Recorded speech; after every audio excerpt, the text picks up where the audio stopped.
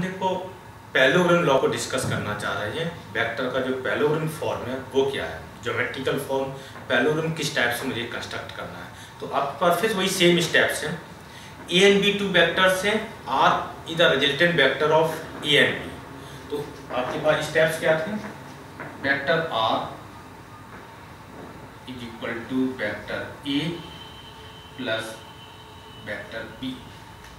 अब देखो पैरेललोग्राम मुझे किस टाइप से कंस्ट्रक्ट करना है, तो यहाँ पर आप स्टेटमेंट नोट कर लीजिए।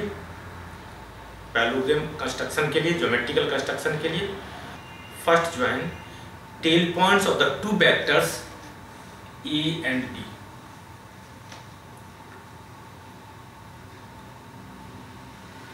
Now complete the parallelogram. Now complete the parallelogram with A and B, its two adjacent sides,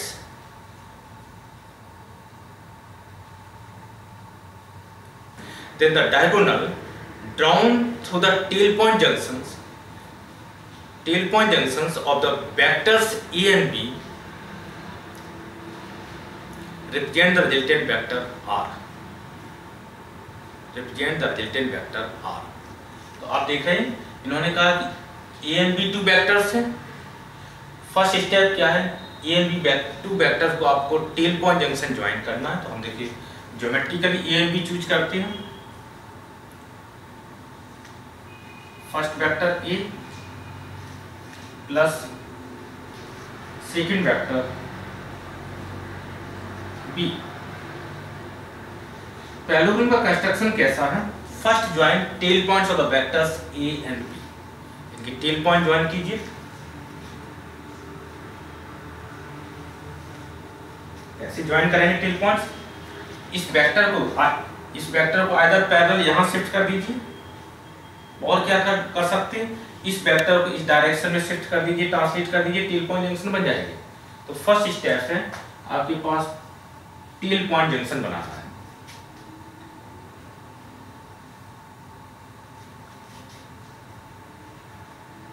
आप क्या कह रहे हैं, ये आपके पास टेल पॉइंट जंक्शन हो गया और A and B two adjacent sides हो गए एक पैरेललोग्राम के लिए। तो हमें एक पैरेललोग्राम कंप्लीट करना है with A and B its two adjacent sides.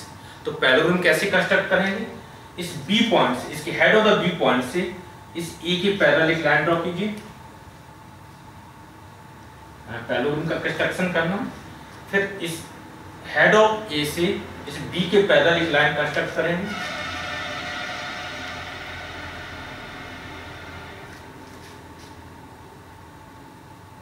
अब ये कह रहे हैं कि रिजल्टेंट वेक्टर कौन सा है, resultant of A and B is a diagonal. Resultant vector R of vector A and B is a diagonal drawn from, कहां से ड्रॉइंग करना है, टेल पॉइंट जंक्शन से। एक डायगोनल है drawn from tail point junction of the vectors A and B. एक diagonal ये बता रहे हैं।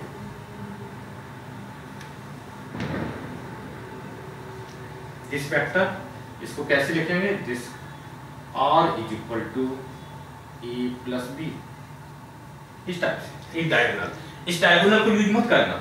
तो रिजल्टेंट हमारे पास एडिशन, पैरेललोग्राम में जो रिजल्टेंट वेक्टर है इनका सम ऑफ टू वेक्टर्स है, तो वो कौन सा डायगोनल है, जो टेल पॉइंट जंक्शन से पास होगा, जो गिवन वेक्टर के टेल पॉइंट जंक्शन से पास होगा वो उसके रिजल्टेंट को रिप्रेजेंट करेगा।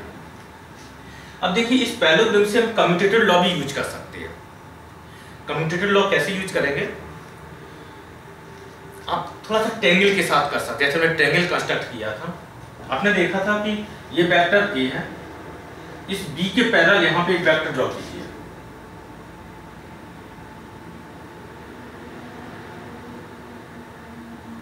ये भी आपके पास बी वेक्टर हो गया। इसका मतलब क्या है, this vector plus this vector is equal to R vector. इस वेक्टर का लेंथ और डायरेक्शन आपके पास स्पेसिफाई हो गई। अब आप देखिए ये वेक्टर आपके पास बी है और इस वेक्टर को इसके पैरेलल शिफ्ट कर दीजिए।